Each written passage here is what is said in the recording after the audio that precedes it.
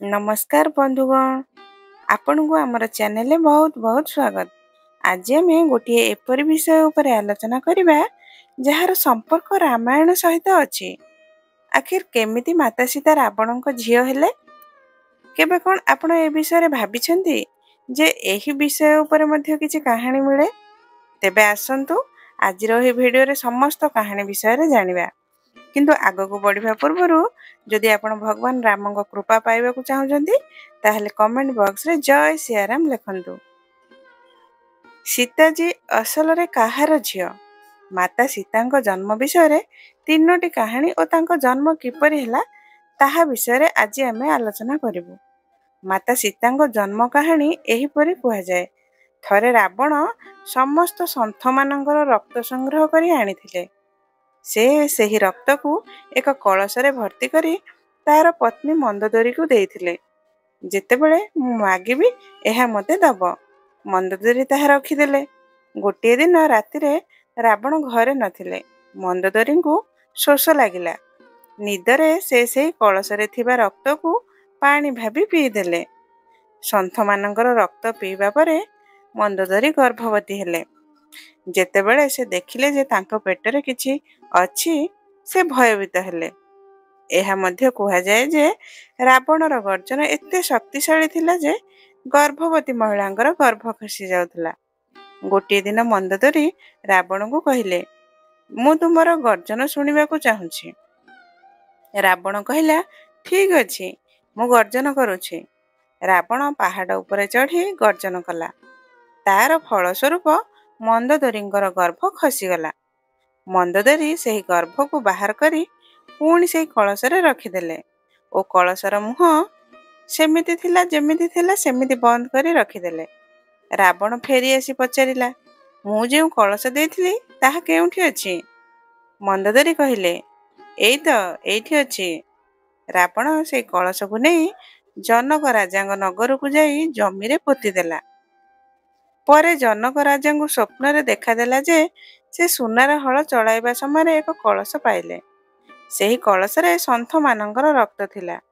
तेणु सीता संथ मानकर कन्या। मंदोदरीर गर्भरु जन्म होइथिबारु से मंदोदरींग झियो। पृथ्वीरु प्रकट होइथिबारु से पृथ्वीर पुत्री।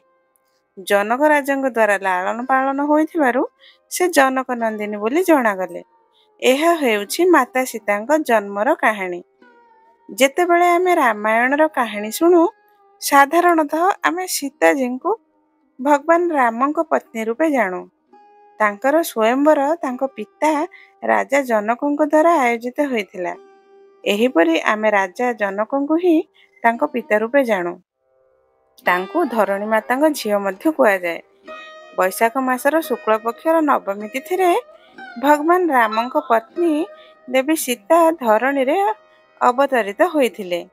आमे अधिकांश लोके रामायणर केवल सही संस्करण विषय जानू जेउथरे श्रीराम और लक्ष्मण द्वारा रावणर भौणी शूर्पणखार नाक कटा जिबा परे बदलार आगुण रे जळुथिबा रावण देवी सीता को अपहरण करी नेइथिला। किंतु भारतीय पौराणिक कहानी गुड़िक एक रहस्यमय दुनिया। मूल शास्त्र व्यतीत एपरि लोककथा और मौखिक परंपरा अछि जहा एही काव्य गुड़ी को आहुरी आकर्षणीय करे। एही कहानी गुड़िक मध्यरु अनेक आपण को आश्चर्य करिपारे। एहा कुहा जाय जे माता सीतांग जन्म धरणी रे होइथिला ओ से राजा जनकों को खेत जुआड़ीबा समय रे एक कलश रे मिलिथिले। राजा जनक सीताजी को घर को आनी तांकर लालन पालन करथिले। उत्तर पश्चिम रामायण रे एक संस्करण अनुसार सीताजी को मेनकांक दिव्य संतान कुहा जाए, जहाकू राजा जनक दत्तक नेइथिले। केतक शास्त्र रे सीताजी को जनकंक असली झियो बोली कुहा जायछि। एही विषय रे एक कहानी मिले जहा वेदवती नामक जने ब्राह्मण कन्या सह संपर्कित। एहर उल्लेख ब्रह्म वैभव पुराण रे मिले। एही कहानी अनुसार देववती भगवान विष्णु को पति रूपे पाइबा पई तपस्या करुथिले। सेही समय रे हिमालय रे भ्रमण करुथबा रावणर दृष्टि देववती उपरे पड़िला ओ से मोहित हेले। ରାବଣ ବେଦବତୀଙ୍କ ହାତ ଧରି ଜୋର ଜବରଦସ୍ତି ସମ୍ପର୍କ ସ୍ଥାପନ କରିବାକୁ ଚାହିଁଲା, କିନ୍ତୁ ବେଦବତୀ ନିଜକୁ ରାବଣ ଠାରୁ ମୁକ୍ତ କରି ପର୍ବତକୁ ଖାଇରେ ଡେଇଁ ପଡ଼ିଲେ। କେତେକ ସ୍ଥାନରେ ଏହା ମଧ୍ୟ ମିଳେ ଯେ ବେଦବତୀ ନିଜକୁ ଅଗ୍ନିରେ ଜାଳି ଦେଇଥିଲେ, କିନ୍ତୁ ମରିବା ପୂର୍ବରୁ ବେଦବତୀ ରାବଣକୁ ଶାପ ଦେଇଥିଲେ ଯେ ସେ ପୁନର୍ଜନ୍ମ ନେଇ ରାବଣର ମୃତ୍ୟୁର କାରଣ ହେବେ। ରାବଣର ରାଣୀ ମନ୍ଦୋଦରୀ ଗର୍ଭବତୀ ହେଲେ ଓ ତାଙ୍କୁ ଏକ ଝିଅ ଜନ୍ମ ହେଲା। ଏହାକୁ ବେଦବତୀଙ୍କ ଶାପର ପ୍ରଭାବ ବୋଲି ବୁଝି ରାବଣ ଜନ୍ମ ହେବା ମାତ୍ରେ ତା ଝିଅକୁ ସମୁଦ୍ରରେ ଫିଙ୍ଗିଦେଲେ। ସମୁଦ୍ରରେ ବୁଡୁଥିବା ସେହି ଝିଅ ସମୁଦ୍ର ଦେବୀ ବାରୁଣୀଙ୍କୁ ମିଳିଲେ, ଯିଏ ତାଙ୍କୁ ଧରଣୀ ଦେବୀ ପୃଥିବୀଙ୍କୁ ସମର୍ପଣ କଲେ। ସେଠାରୁ ସେ ରାଜା ଜନକ ଓ ରାଣୀ ସୁନୟନାଙ୍କୁ ମିଳିଲେ ଓ ପରେ ସୀତା ରୂପେ ଜଣାଯାଇ ପୂଜା ପାଇଲେ। ଏବେ ଆମେ ଜୈନ ରାମାୟଣର ଏକ ସଂସ୍କରଣ ବିଷୟରେ କହିବା। ଏହା ମଧ୍ୟ ମାତା ସୀତାଙ୍କୁ ରାବଣର ଅସଲି ଝିଅ ବୋଲି କୁହେ। ଏହି ସଂସ୍କରଣ ଅନୁସାରେ ମନ୍ଦୋଦରୀଙ୍କୁ ସୀତା ରୂପେ ସନ୍ତାନ ମିଳିବାରୁ ରାବଣ ବହୁତ ଖୁସି ହେଲେ, କିନ୍ତୁ ଯେତେବେଳେ ଭବିଷ୍ୟତବାଣୀ ହେଲା ଯେ ସୀତା ହିଁ ରାବଣର ବିନାଶର କାରଣ ହେବ, ସେ ତୁରନ୍ତ ସୀତାଙ୍କୁ ଦୂର କରିବାକୁ ଆଦେଶ ଦେଲେ। ତଥାପି ରାବଣ ସୀତାଙ୍କ ଠିକଣା ଉପରେ ନଜର ରଖିଥିଲା। ଯେତେବେଳେ ରାବଣକୁ ଜଣାପଡ଼ିଲା ଯେ ସୀତା ଜନକ ରାଜାଙ୍କୁ କ୍ଷେତରେ ମିଳିଛନ୍ତି, ସେ ବହୁତ ଖୁସି ହେଲେ ଯେ ତା ଝିଅ ଆଜି ମଧ୍ୟ ରାଜକୁମାରୀ ଜୀବନ ଯାପନ କରୁଛି। ଜୈନ ରାମାୟଣ ଅନୁସାରେ ରାବଣ ତା ଝିଅ ସୀତାଙ୍କ ସ୍ୱୟଂବରରେ ମଧ୍ୟ ଭାଗ ନେଇଥିଲେ। ରାବଣ ଜାଣି ବହୁତ ଖୁସି ହେଲା ଯେ ତା ଝିଅର ବିବାହ ଅଯୋଧ୍ୟାର ରାଜକୁମାର ଶ୍ରୀରାମଙ୍କ ସହ ହେଉଛି। 14 ବର୍ଷର ବନବାସ ପୂର୍ବରୁ ସବୁ କିଛି ଠିକ୍ ଚାଲୁଥିଲା, କିନ୍ତୁ ଯେତେବେଳେ ରାବଣକୁ ଜଣାପଡ଼ିଲା ଯେ ତା ଝିଅ ଶ୍ରୀରାମଙ୍କ ସହ ବନବାସ ଭୋଗୁଛି, ସେ ତୁରନ୍ତ ସୀତାଙ୍କୁ ଅପହରଣ କରି ଲଙ୍କା ନେବାର ନିଷ୍ପତ୍ତି ନେଲା।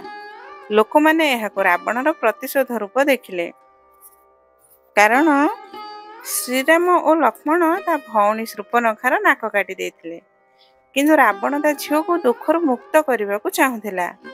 ଏପରିକି ରାବଣର ପତ୍ନୀ ମନ୍ଦୋଦରୀ ମଧ୍ୟ ସୀତା ପ୍ରତି ତାର ପ୍ରେମକୁ ଭୁଲ ବୁଝିଥିଲେ, କାରଣ ରାବଣ ନିଦରେ ସୀତାଙ୍କ ନାମ ବାରମ୍ବାର ଉଚ୍ଚାରଣ କରୁଥିଲେ।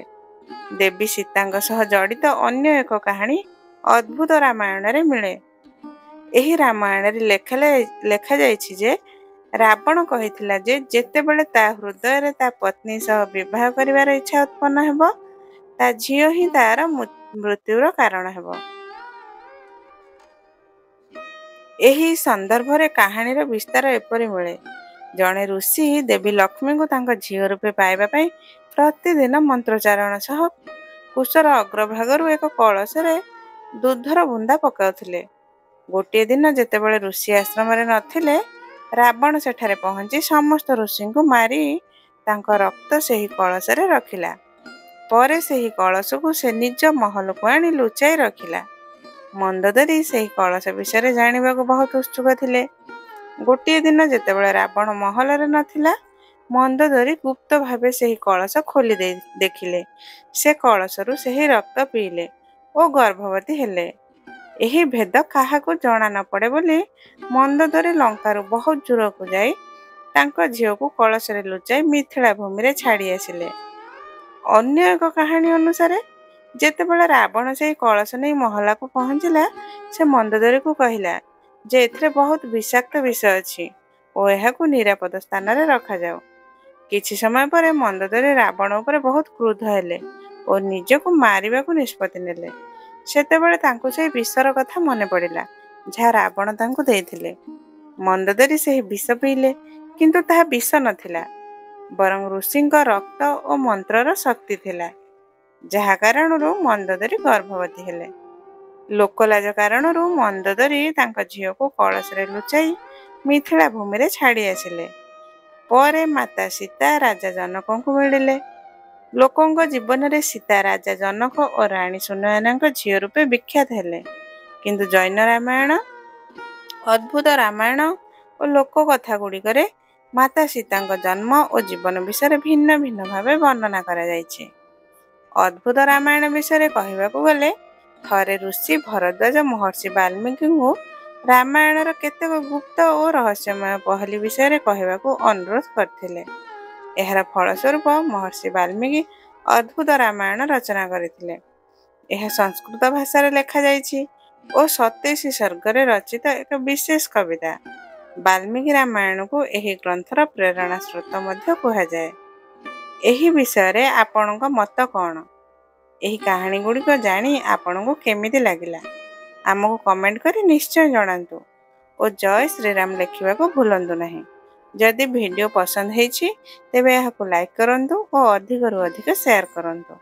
ସାଙ୍ଗରେ ଚ୍ୟାନେଲକୁ ସବସ୍କ୍ରାଇବ୍ କରନ୍ତୁ ଓ ବେଲ୍ ଆଇକନ୍ ପ୍ରେସ୍ କରନ୍ତୁ, ଯାହାଦ୍ୱାରା ଆମର ନୂଆ ଭିଡ଼ିଓ ନୋଟିଫିକେସନ୍ ଆପଣଙ୍କୁ ମିଳିବ। ଏହି ଭିଡ଼ିଓରେ ଏତିକି। ଆମେ ଆପଣଙ୍କ ସହ ପୁଣି ପରବର୍ତ୍ତୀ ଭିଡ଼ିଓରେ ଆଉ କିଛି ରୋଚକ କାହାଣୀ ସହ ମିଳିବୁ। ତା ପର୍ଯ୍ୟନ୍ତ ଜୟ ସୀତାରାମ, ଜୟ ଶ୍ରୀରାମ। ଏହି ଭିଡ଼ିଓରେ ପ୍ରଦାନ କରାଯାଇଥିବା ସୂଚନା କେବଳ ଶିକ୍ଷା ଓ ମନୋରଞ୍ଜନ ଉଦ୍ଦେଶ୍ୟରେ ପ୍ରସ୍ତୁତ କରାଯାଇଛି। ଏହା ପୌରାଣିକ କାହାଣୀ ଓ ଧର୍ମଶାସ୍ତ୍ର ଉପରେ ଆଧାରିତ, ଯାହା ବିଭିନ୍ନ ପୁରାଣ ଓ ଐତିହ୍ୟରୁ ସଂଗୃହୀତ। ଆମେ କୌଣସି ଧର୍ମ, ସଂସ୍କୃତି ବା ବ୍ୟକ୍ତିଙ୍କ ଭାବନାକୁ ଆଘାତ କରିବାର ଉଦ୍ଦେଶ୍ୟ ରଖୁନାହୁଁ। ଏହି ଭିଡ଼ିଓରେ ପ୍ରକାଶିତ ମତ ଓ ତଥ୍ୟ ବିଭିନ୍ନ ସ୍ରୋତରୁ ଅଣାଯାଇଛି ଏବଂ ଏହାର ସତ୍ୟତା ସମ୍ପୂର୍ଣ୍ଣ ଭାବେ ନିଶ୍ଚିତ କରାଯାଇ ନ ଥାଇପାରେ। ଏହା ଐତିହାସିକ ବା ବୈଜ୍ଞାନିକ ତଥ୍ୟ ଭାବେ ଗ୍ରହଣ କରାଯିବା ଉଚିତ ନୁହେଁ। ଏହି ଭିଡ଼ିଓ ସହିତ ଏହାର କୌଣସି ସମ୍ପର୍କ ନାହିଁ। ଦର୍ଶକମାନେ ନିଜ ବିବେକ ବୁଦ୍ଧିରେ ଏହି ସୂଚନାକୁ ଗ୍ରହଣ କରନ୍ତୁ।